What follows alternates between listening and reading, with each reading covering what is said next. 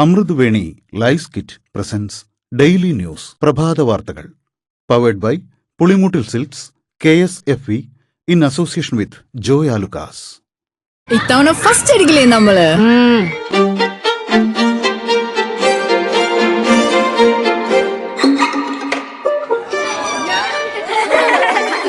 കുട്ടികൾക്കൊക്കെ പെയിൻ ശല്യം ഉണ്ടാകും. അതുകൊണ്ട് ലൈസ് കിറ്റ് ഉപയോഗിച്ച് ക്ലാസ്സിൽ വരാൻ പ്രത്യേകം ശ്രദ്ധിക്കണം. ലൈസ് കിറ്റ് ലൈസ് റിമൂവർ പെയിൻ ശല്യത്തിൽ നിന്നും ഉടനടി ആശ്വാസം. നമസ്കാരം, ഞാൻ ഡെയ്സി ബിജു. ഡെയിലി ന്യൂസിന്റെ പ്രഭാത വാർത്തകളിലേക്ക് സ്വാഗതം. ഇന്ന് ജൂൺ 20 ശനിയാഴ്ച. പുതിയ നികുതികളില്ലാതെ വികസന ബജറ്റ്. മിഷൻ സമുദ്ര പദ്ധതി, 25 ലക്ഷം രൂപയുടെ ആരോഗ്യ ഇൻഷുറൻസ് പദ്ധതി എന്നിവ പ്രഖ്യാപിച്ചുകൊണ്ടാണ് മുഖ്യമന്ത്രി വി ഡി സതീശൻ ബജറ്റ് അവതരിപ്പിച്ചത്. സാമൂഹ്യ പെൻഷൻ വർധന, സർക്കാർ ജീവനക്കാരുടെ DA കുടിശ്ശിക തുടങ്ങിയ വിഷയങ്ങളിൽ പരാമർശമില്ല. ബജറ്റിലെ പ്രധാന നിർദ്ദേശങ്ങൾ: 17 തുറമുഖങ്ങളെ കോർത്തിണക്കി മിഷൻ സമുദ്രയ്ക്ക് 400 കോടി രൂപ. ലോജിസ്റ്റിക് ടൂറിസം വികസനത്തിന് വഴിയൊരുക്കുന്ന വിമാനത്താവളങ്ങളെ പ്രയോജനപ്പെടുത്തിയുള്ള ഏവിയേഷൻ ഹബിന് 200 കോടി. തിരുവനന്തപുരത്തും കോഴിക്കോട്ടും ലൈറ്റ് മെട്രോ. ഭൂപരിഷ്കരണവും ഭൂമിയുടെ ന്യായവില പരിഷ്കാരവും ഉണ്ടാകും. ഇലക്ട്രിക് വാഹനങ്ങളുടെ 3 സ്ലാബുകളിൽ നികുതി കുറച്ചു. സ്വകാര്യ ബസ്സുകൾക്ക് 50% നികുതി ഇളവ്. സർക്കാർ ജീവനക്കാർക്ക് കുടിശ്ശികയില്ലാതെ DA, പങ്കാളിത്ത പെൻഷനും മെഡിസെപ്പും പരിഷ്കരിക്കും. റബ്ബറിന്റെ താങ്ങുവില 200-ൽ നിന്ന് 250 രൂപയാക്കി.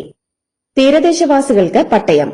മത്സ്യത്തൊഴിലാളികളുടെ മണ്ണെണ്ണ സബ്സിഡി 75 രൂപയാക്കി. സിനിമയ്ക്ക് വ്യവസായ പദവി.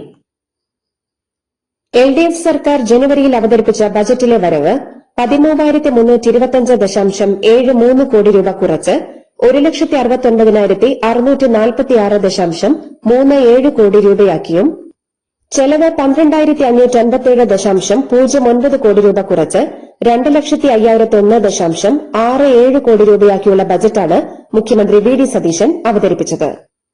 35,355.30 കോടി രൂപയുടെ കമ്മിയും 52,364.13 കോടി രൂപയുടെ കടബാധ്യതയും പ്രതീക്ഷിക്കുന്നതാണ് ബജറ്റ്. വാർഷിക അടങ്കൽ 35,750 കോടി രൂപയിൽ നിന്ന് 30,370 കോടി രൂപയായി കുറച്ചിട്ടുണ്ട്. കേന്ദ്ര സർക്കാരിനെതിരെ ബജറ്റിൽ ഒരു വാക്കുപോലുമില്ലെന്ന് മുൻ ധനമന്ത്രി KN ബാലഗോപാൽ. കേരളത്തിന്റെ താൽപര്യം സംരക്ഷിക്കുന്ന ഒന്നും ബജറ്റിലില്ല. റവന്യൂ കമ്മി കഴിഞ്ഞ വർഷം കുറവില്ലായിരുന്നു. മദ്യത്തിന് നികുതി കുറക്കുകയാണ് ഇപ്പോൾ ചെയ്തതെന്നും അദ്ദേഹം പറഞ്ഞു. മുഖ്യമന്ത്രി വി ഡി സതീശൻ അവതരിപ്പിച്ച സംസ്ഥാന ബജറ്റ് സാമൂഹ്യനീതിയും വികസനവും കൈകോർക്കുന്ന ജനകീയ ബജറ്റാണെന്ന് കോൺഗ്രസ് നേതാവ് കൊടിക്കുന്നിൽ സുരേഷ് MP. സമൂഹത്തിലെ ഏറ്റവും പിന്നാക്കം നിൽക്കുന്ന വിഭാഗങ്ങളുടെ ശാക്തീകരണത്തിന് ഈ ബജറ്റ് പ്രത്യേക പ്രാധാന്യം നൽകുന്നുവെന്നും അദ്ദേഹം പറഞ്ഞു. 25 ലക്ഷം രൂപയുടെ ആരോഗ്യ ഇൻഷുറൻസ് പദ്ധതിക്ക് ബജറ്റിൽ 10 കോടി രൂപ മാത്രമേ വകയിരുത്തിയിട്ടുള്ളൂവെന്ന് മുൻ ആരോഗ്യമന്ത്രി വീണ ജോർജ്. ആരോഗ്യവകുപ്പിന് LDF ബജറ്റിൽ പ്രഖ്യാപിച്ച തുകയേക്കാൾ 200 കോടി രൂപ കുറവാണ് ഇപ്പോഴത്തെ ബജറ്റിലുള്ളതെന്നും വീണ ജോർജ് പറഞ്ഞു. സിനിമയെ ഒരു വ്യവസായമായി പ്രഖ്യാപിച്ച ബജറ്റ് നിർദ്ദേശത്തെ സ്വാഗതം ചെയ്ത മോഹൻലാലും മമ്മൂട്ടിയും. സിനിമയ്ക്ക് വാഗ്ദാനം ചെയ്ത എല്ലാ ആനുകൂല്യങ്ങൾക്കും നന്ദി പറഞ്ഞ മമ്മൂട്ടി അവ എത്രയും വേഗം നടപ്പാക്കാൻ സാധിക്കട്ടെയെന്ന് ആശംസിച്ചു. കടക്കെണിക്കുമേൽ പടുത്തുയർത്തിയ മോഹന വാഗ്ദാനങ്ങളുടെ ബജറ്റാണ് മുഖ്യമന്ത്രി വി ഡി സതീശൻ അവതരിപ്പിച്ചതെന്ന് BJP സംസ്ഥാന അധ്യക്ഷൻ രാജീവ് ചന്ദ്രശേഖർ MLA. വലിയ പ്രഖ്യാപനങ്ങൾ നടപ്പാക്കാനുള്ള പണം എങ്ങനെ കണ്ടെത്തുമെന്ന് ഒരു വ്യക്തതയും ബജറ്റിലില്ല. 5.07 ലക്ഷം കോടി രൂപയുടെ കടത്തിലാണ് കേരളമെന്നും അദ്ദേഹം പറഞ്ഞു. UDF സർക്കാരിന്റെ ബജറ്റിൽ തൊഴിലാളി എന്ന വാക്കില്ലെന്ന പരാതിയുമായി CITU. ജനപക്ഷ ബദലിനെ തകർക്കുന്നതും സ്വകാര്യവൽക്കരണത്തിലേക്ക് നുഴഞ്ഞു കയറുന്നതുമായ ബജറ്റാണെന്നും CITU വിമർശിച്ചു.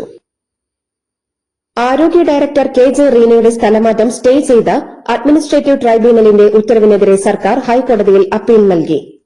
കാലാവധി കഴിഞ്ഞതിനാലാണ് സ്ഥലം മാറ്റിയത്.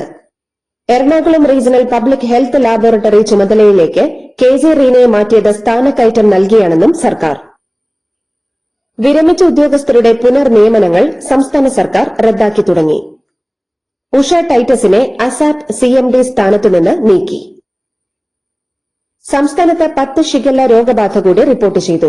ജൂൺ മാസം 120 രോഗബാധയും 5 മരണവും റിപ്പോർട്ട് ചെയ്തിട്ടുണ്ട്. നിപ രോഗിയുടെ സമ്പർക്ക പട്ടികയിൽ ഉൾപ്പെട്ട നിരീക്ഷണത്തിനായി മെഡിക്കൽ കോളേജിൽ പ്രവേശിപ്പിച്ച എല്ലാവരും ആശുപത്രി വിട്ടു. കണ്ണൂർ അഞ്ചരക്കണ്ടി ഡെന്റൽ കോളേജ് വിദ്യാർത്ഥി നിതിൻ രാജ് ആത്മഹത്യ ചെയ്ത സംഭവത്തിൽ ഒന്നാം പ്രതിയായ അധ്യാപകൻ ഡോക്ടർ എം കെ റാമിന്റെ മുൻകൂർ ജാമ്യ ഹർജി ഹൈക്കോടതി തള്ളി. ഡോക്ടർ റാമിനെതിരെ പ്രഥമ ദൃഷ്ട്യാ തെളിവുണ്ടെന്നും നിതിൻ രാജിനെ അപമാനിക്കാൻ ശ്രമിച്ചെന്ന സഹപാഠികളുടെ മൊഴിയുണ്ടെന്നും കോടതി ചൂണ്ടിക്കാട്ടി. സിപിഐ കമ്മിറ്റികളിലെ ചർച്ചകളെക്കുറിച്ച് മാധ്യമങ്ങൾ ഊഹാപോഹങ്ങളും വ്യാജ വാർത്തകളുമാണ് പടച്ചുവിടുന്നതെന്ന് സിപിഐ സംസ്ഥാന സെക്രട്ടറി ബിനോയ് വിശ്വം. യോഗങ്ങൾ ചേരുന്നത് നേതാക്കന്മാർക്ക് ജയ് വിളിക്കാനല്ലെന്നും വിമർശിക്കാനും അഭിപ്രായം പറയാനുമുള്ള സ്വാതന്ത്ര്യമുണ്ടെന്നും ബിനോയ് വിശ്വം പറഞ്ഞു.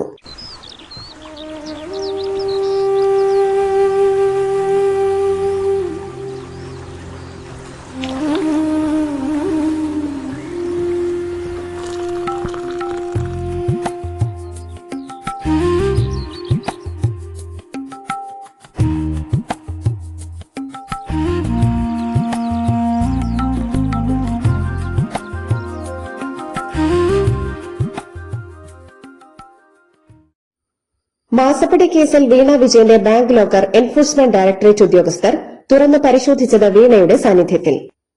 തിരുവനന്തപുരത്തെ HDFC ബാങ്കിലെ ലോക്കറാണ് തുറന്നത്. മാസപ്പടി ഇടപാടിലെ രേഖകൾ ലോക്കറിൽ ഒളിപ്പിച്ചിട്ടുണ്ടോ എന്നറിയാനായിരുന്നു പരിശോധന. അതേസമയം കോടതി കൈമാറാൻ നിർദ്ദേശിച്ച 134 രേഖകൾ ഇതുവരെ SFIO എൻഫോഴ്സ്മെന്റിന് കൈമാറിയില്ല. റബ്ബറിന് രാജ്യാന്തര വിപണിയിൽ 300 രൂപയോളം വിലയുള്ളപ്പോഴാണ് സംസ്ഥാന സർക്കാർ 250 രൂപ താങ്ങുവില പ്രഖ്യാപിച്ചതെന്ന് rubber board chairman N. Hari. സർക്കാർ ജനങ്ങളെ വഞ്ചിക്കുകയാണെന്നും ഹരി ആരോപിച്ചു. കേരള എൻട്രൻസ് എക്സാമിനേഷൻ പ്രോസ്പെക്ടസ് ചോദ്യം ചെയ്ത് അപേക്ഷകരായ വിദ്യാർത്ഥികൾ നൽകിയ അപ്പീൽ ഹർജി ഹൈക്കോടതി ഡിവിഷൻ ബെഞ്ച് തള്ളി. 50% പ്രവേശന പരീക്ഷയുടെയും 50% യോഗ്യതാ പരീക്ഷയുടെയും മാർക്ക് കണക്കാക്കിയാണ് റാങ്ക് ലിസ്റ്റ് തയ്യാറാക്കിയത്. CBSE, ICSE, കേരള സിലബസ് എന്നിവയുടെ ആവറേജ് മാർക്ക് കണക്കാക്കാനായി മാറ്റം വരുത്തിയ ഈ ഫോർമുല വിവേചനപരമാണെന്നായിരുന്നു ഹർജിക്കാരുടെ വാദം. The Wall Street journal leadership ഇൻസ്റ്റിറ്റ്യൂട്ടിന്റെ നേതൃത്വത്തിൽ രൂപീകരിച്ച CEO കൌൺസിലിലേക്ക് ലുലു ഫിനാൻഷ്യൽ ഹോൾഡിംഗ്സിന്റെ മാനേജിംഗ് ഡയറക്ടറായ അദീബ് അഹമ്മദ് നിയമിതനായി. മുല്ലപ്പെരിയാറിൽ പുതിയ അണക്കെട്ട് അനുവദിക്കില്ലെന്നും ജലനിരപ്പ് 152 അടിയാക്കുമെന്നുമുള്ള തമിഴ്നാടിന്റെ നിലപാടിനെതിരെ മുല്ലപ്പെരിയാർ സമരസമിതി. സംസ്ഥാന ബജറ്റിൽ പുതിയ ഡാമിനെക്കുറിച്ച് പരാമർശമില്ലാത്തതിൽ നിരാശയുണ്ടെന്ന് സമിതി. കണ്ണൂർ പാനൂരിൽ കോളേജ് അധ്യാപിക ആത്മഹത്യ ചെയ്ത സംഭവത്തിൽ സുഹൃത്ത് പിടിയിൽ. ഒളിവിലായിരുന്ന ശരണിനെ കണ്ണൂരിലെ വീടിന് സമീപത്തു നിന്നാണ് പിടികൂടിയത്. ബസ് സ്റ്റാൻഡിൽ വെച്ച് പ്രതി മർദ്ദിച്ചതിന് പിറകെയാണ് അധ്യാപിക ജീവനൊടുക്കിയത്. പ്രമുഖ മാധ്യമ പ്രവർത്തകൻ NRS ബാബു അന്തരിച്ചു. 84 വയസ്സായിരുന്നു. കേരള കൌമുദിയിലും കലാ കൌമുദിയിലും ഡെപ്യൂട്ടി എഡിറ്ററായിരുന്നു. UAPA കേസുകൾ അവസാനിപ്പിക്കണമെന്നാവശ്യപ്പെട്ട് മാവോയിസ്റ്റ് നേതാവ് രൂപേഷിന്റെ ഭാര്യ ഷൈന ആഭ്യന്തരമന്ത്രി രമേശ് ചെന്നിത്തലയ്ക്ക് നിവേദനം നൽകി. കാറിലുണ്ടായിരുന്നവരെ ആക്രമിച്ച് 16 ലക്ഷത്തിലേറെ രൂപ തട്ടിയെടുത്തെന്ന് കേസ്. തൃശൂരിലെ തൃപ്രയാറിലെ പൈനൂർ ആമലത്തുകുളങ്ങര ക്ഷേത്രത്തിന് സമീപമാണ് സംഭവം. കാറിന്റെ ചില്ല് തകർത്ത് മുളകുപൊടി സ്പ്രേ ചെയ്താണ് പണം തട്ടിയെന്നാണ് പരാതി. ദുരൂഹതയുണ്ടെന്ന് പോലീസ്. പിണറായി വിജയന്റെ വീട്ടിൽ നടന്ന എൻഫോഴ്സ്മെന്റ് ഡയറക്ടറേറ്റ് റെയ്ഡിനിടെ പോലീസ് ഉദ്യോഗസ്ഥരെ ആക്രമിച്ച കേസിൽ അറസ്റ്റിലായ SFI തിരുവനന്തപുരം ജില്ലാ പ്രസിഡന്റ് വിജയ് വിമലിന് തിരുവനന്തപുരം ജില്ലാ സെഷൻസ് കോടതി ജാമ്യം അനുവദിച്ചു. നീറ്റ് UG പുനഃപരീക്ഷ നാളെ. ചോദ്യപേപ്പർ ചോർന്നതുമൂലം മെയ് 3 നടന്ന നീറ്റ് UG പരീക്ഷ റദ്ദാക്കിയതോടെയാണ് നാളെ പുനഃപരീക്ഷ നടക്കുന്നത്. രാജ്യത്തെ 5000-ലധികം പരീക്ഷാ കേന്ദ്രങ്ങളിലും രാജ്യത്തിന് പുറത്തെ 14 കേന്ദ്രങ്ങളിലുമായി 23 ലക്ഷത്തോളം വിദ്യാർത്ഥികളാണ് പരീക്ഷ എഴുതുക. നാഷണൽ ടെസ്റ്റിംഗ് ഏജൻസി ഇന്ന് രാജ്യവ്യാപക മോക്ക് ഡ്രിൽ സംഘടിപ്പിക്കും. രാവിലെ 9 മുതൽ വൈകുന്നേരം വരെ നീളുന്ന മോക്ക് ഡ്രില്ലിൽ 2.5 ലക്ഷത്തിലധികം സുരക്ഷാ ഉദ്യോഗസ്ഥർ ഭാഗമാകും. രാജസ്ഥാനിലെ ഭിൽവാരയിൽ നീറ്റ് UG പുനഃപരീക്ഷയുടെ വ്യാജ ചോദ്യപേപ്പർ ടെലഗ്രാം വഴി 4000 രൂപയ്ക്ക് വിറ്റ വിദ്യാർത്ഥി അറസ്റ്റിലായി. പട്ടേൽ നഗർ സ്വദേശിയായ ആകാശ് ചൌധരിയാണ് രാജസ്ഥാൻ പോലീസിന്റെ പിടിയിലായത്. അയോധ്യയിലെ രാമക്ഷേത്രത്തിന്റെ ഭരണസമിതിയിൽ അഴിച്ചുപണി വേണമെന്ന് രാമജന്മഭൂമി ക്ഷേത്ര നിർമ്മാണ സമിതി അധ്യക്ഷൻ നൃപേന്ദ്ര മിശ്ര. 7 കോടി രൂപയുടെ ക്രമക്കേട് നടന്നെന്നും സംഭാവനകൾ വകമാറ്റിയെന്നും ആരോപണമുയർന്ന പശ്ചാത്തലത്തിലാണ് മാറ്റങ്ങൾക്ക് നീക്കം ആരംഭിച്ചത്. അയോധ്യ രാമക്ഷേത്രത്തിലെ ധനാപഹരണ ആരോപണം അന്വേഷിക്കാൻ UP സർക്കാർ പ്രത്യേക അന്വേഷണ സംഘത്തെ നിയോഗിച്ചു. തെളിവുള്ളവർ ഹാജരാക്കണമെന്ന് മുഖ്യമന്ത്രി യോഗി ആദിത്യനാഥ്. കർസേവകർക്ക് നേരെ വെടിയുതിർത്തവരാണ് ഇപ്പോൾ ആരോപണവുമായി പ്രസംഗിക്കുന്നതെന്നും അഖിലേഷിന് മറുപടിയായി യോഗി പറഞ്ഞു. ഡിഎംകെയുടെ നവ ഉദാര നയങ്ങൾക്കും അഴിമതിക്കുമെതിരെയാണ് വിജയന്റെ ടിവികെ സർക്കാർ വിജയം നേടിയതെന്ന് സിപിഎം സംസ്ഥാന സെക്രട്ടറി പി ഷൺമുഖം. കോൺഗ്രസ് ഡിഎംകെയെ കൈവിട്ടതിനെ പിണറായി വിജയൻ അടക്കമുള്ള സിപിഎം നേതാക്കൾ വിമർശിക്കുമ്പോഴാണ് പാർട്ടിയുടെ തമിഴ്നാട് ഘടകം ഡിഎംകെയെ വിമർശിക്കുന്നത്.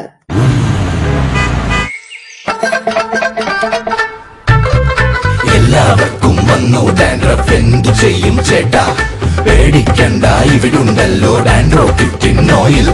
ഉടനടി മാറും താരൻ, ഉപയോഗിക്കൂ വേഗം. Amrutveni Dandroquit, the ultimate dandruff solution. Arunachal Pradesh അതിർത്തിയോട് ചേർന്നുള്ള ടിബറ്റിലെ യാർലങ് സാങ്പോ നദിയിൽ ചൈന ലോകത്തെ ഏറ്റവും വലിയ ജലവൈദ്യുത ഡാം നിർമ്മിക്കുന്നു. ഇന്ത്യൻ അതിർത്തിയിൽ നിന്ന് വെറും 50 കിലോമീറ്റർ മാത്രം അകലെയാണ് ചൈനയുടെ ഈ ഭീമൻ പദ്ധതി. അതേസമയം അരുണാചൽ പ്രദേശിലെ സിയാങ് നദിയിൽ 11,000 മെഗാവാട്ട് ശേഷിയുള്ള Siang upper multi purpose project അതിവേഗം മുന്നോട്ട് കൊണ്ടുപോകാൻ ഇന്ത്യയും ഒരുങ്ങുകയാണ്. രാഹുൽ ഗാന്ധിക്ക് ജന്മദിനാശംസകളുമായി എം.കെ. സ്റ്റാലിൻ. കോൺഗ്രസ് ഡിഎംകെ ബന്ധം തെറ്റിപ്പിരിഞ്ഞതിനിടെയാണ് സ്റ്റാലിന്റെ ജന്മദിനാശംസ എന്നത് ശ്രദ്ധേയമാണ്. രാഹുലിന് നല്ല ആരോഗ്യവും സന്തോഷവും നേരുന്നുവെന്ന് സ്റ്റാലിൻ എക്സിൽ കുറിച്ചു. രാഹുൽ ഗാന്ധിയെ പരശുരാമനാക്കി ചിത്രീകരിച്ച് പിറന്നാൾ ആഘോഷം സംഘടിപ്പിച്ചതിനെതിരെ ബിജെപി. കോൺഗ്രസ് പരശുരാമനെ അപമാനിച്ചുവെന്നാണ് വിമർശനം.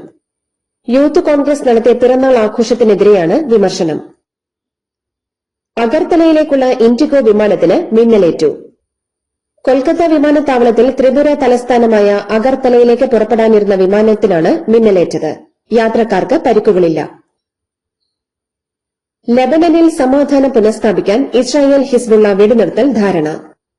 അമേരിക്കയും ഖത്തറും ഇടപെട്ടാണ് വെടിനിർത്തൽ നടപ്പാക്കിയത്. അതേസമയം ഹോർമുസിൽ കപ്പലുകൾ കടന്നുപോകാൻ 48 മണിക്കൂർ മുൻപ് അപേക്ഷ നൽകണമെന്ന് ഇറാന്റെ ഹോർമുസ് അതോറിറ്റി അറിയിച്ചു. റൂട്ട് ഉൾപ്പെടെ വിവരങ്ങൾ നൽകണം.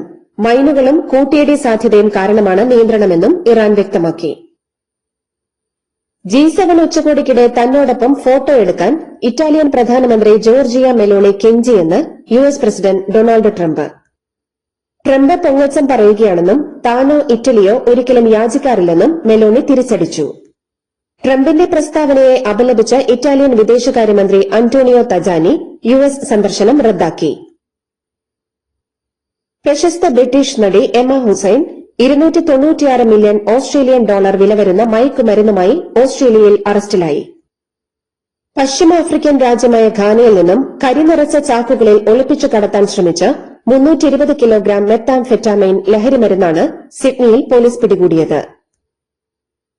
നൈജീരിയയിലെ ഏറ്റവും വലിയ വിമാനത്താവളത്തിലുണ്ടായ വെടിവയ്പിൽ 35 പേർ കൊല്ലപ്പെട്ടു. തലസ്ഥാനമായ നിയാമയിലെ പ്രധാന അന്താരാഷ്ട്ര വിമാനത്താവളത്തിനും അതിനോട് ചേർന്നുള്ള സൈനിക താവളത്തിനും നേരെയാണ് സായുധാക്രമണം ഉണ്ടായത്. 11 സൈനികരും 2 സാധാരണക്കാരും പ്രത്യാക്രമണത്തിൽ 22 അക്രമികളുമാണ് കൊല്ലപ്പെട്ടത്. ആഗോള സാമ്പത്തിക മാന്ദ്യം തടയാനാണ് ഇറാനുമായി കരാറുണ്ടാക്കിയതെന്ന് ഡൊണാൾഡ് ട്രംപ് അവകാശപ്പെട്ടു. ഹോർമുസ് കടലിടുക്ക് വീണ്ടും തുറന്നെങ്കിലും ഇറാനോട് മൃദു സമീപനം സ്വീകരിച്ചുവെന്നും യുദ്ധലക്ഷ്യങ്ങൾ പരാജയപ്പെട്ടുവെന്നും ആരോപിച്ച് ട്രംപിനെതിരെ യുഎസിൽ കടുത്ത വിമർശനം. ഇറാൻ പൂർണ്ണമായും തകർന്നടിഞ്ഞെന്നും സമീപകാലത്തെ യുദ്ധം അവരുടെ സൈനിക ശേഷിയെ ഇല്ലാതാക്കിയെന്നും യുഎസ് പ്രസിഡന്റ് ഡൊണാൾഡ് ട്രംപ്. ഇറാനുമായി ചർച്ചകൾക്ക് മുൻകൈയെടുത്തത് അവരാണെന്നും എന്നാൽ ഒരു തരത്തിലുമുള്ള സാമ്പത്തിക ഇളവുകൾ നൽകില്ലെന്നും ട്രംപ് ട്രൂത്ത് സോഷ്യലിലൂടെ വ്യക്തമാക്കി. അമേരിക്കൻ പ്രസിഡന്റുമാരുടെ ആഗോള യാത്രകൾക്ക് 35 വർഷത്തിലേറെയായി ഉപയോഗിച്ച എയർഫോഴ്സ് 1 വിമാനങ്ങൾ ഒഴിവാക്കുന്നു. പകരം അത്യാധുനിക സൌകര്യങ്ങളുള്ള 3 ബോയിംഗ് 747 വിമാനങ്ങളാണ് എയർഫോഴ്സ് 1 ആയി മാറുക. ഇതിൽ ആദ്യത്തേത് ഖത്തർ ഗവൺമെന്റ് സമ്മാനമായി നൽകിയതാണ്. വിമാനം അമേരിക്കൻ ചാരസംഘടന സുരക്ഷാ ഏജൻസി ഉദ്യോഗസ്ഥരുടെ മേൽനോട്ടത്തിൽ $40 കോടി മുടക്കിയാണ് അഴിച്ചുപണിയുന്നത്. ബീഹാറിൽ നിന്നുള്ള 15-കാരിയായ അക്ഷര ഗുപ്ത വനിതാ അണ്ടർ 19 ക്രിക്കറ്റിൽ ട്രിപ്പിൾ സെഞ്ചുറി നേടി ചരിത്രം കുറിച്ചു. റെക്സോണിനായി 126 പന്തിൽ 306 റൺസ് നേടിയ ഈ താരത്തിന്റെ അസാധാരണ പ്രകടനം ആഭ്യന്തര ക്രിക്കറ്റ് ലോകത്ത് വലിയ ചർച്ചയായി. ഫിഫ ലോകകപ്പിനിടെ അമേരിക്കയിൽ കടുത്ത യാത്രാ നിയന്ത്രണങ്ങളുണ്ടെന്ന് ഫിഫയ്ക്ക് ഇറാൻ ഫുട്ബോൾ ഫെഡറേഷന്റെ പരാതി. ടീമിന്റെ ഒരുക്കങ്ങളെ ബാധിക്കുന്ന തരത്തിൽ യാത്രാ ഷെഡ്യൂളിൽ മാറ്റം വരുത്തണമെന്ന അഭ്യർത്ഥനകൾ അധികൃതർ നിരസിച്ചതാണ് പരാതിക്കു കാരണം. ലോകകപ്പ് ഫുട്ബോൾ ഗ്രൂപ്പ് ഡിയിൽ എതിരില്ലാത്ത 2 ഗോളുകൾക്ക് ഓസ്ട്രേലിയയെ പരാജയപ്പെടുത്തി ആതിഥേയരായ USA. ഓസീസ് ഡിഫൻഡർ കാമറൂൺ ബോർജസിന്റെ സെൽഫ് ഗോളും 43-ാം മിനിറ്റിൽ അലക്സ് ഫ്രീമാൻ ഹെഡറിലൂടെ 2ാം ഗോളും നേടിയാണ് US വിജയിച്ചത്. ആദ്യം ഓഫ് സൈഡ് വിളിച്ചെങ്കിലും പിന്നീട് വാർ പരിശോധനയിൽ ഗോൾ അനുവദിക്കുകയായിരുന്നു. ഇതോടുകൂടി ഡെയിലി ന്യൂസിന്റെ ഇന്നത്തെ പ്രഭാത വാർത്തകൾ സമാപിക്കുന്നു. ഡെയിലി ന്യൂസിന് വേണ്ടി വാർത്തകൾ വായിച്ചത് ഡെയ്സി ബിജു. ഡെയിലി ന്യൂസ് ലൈവ്.in വാർത്തകൾ വിരൽ തുമ്പിൽ.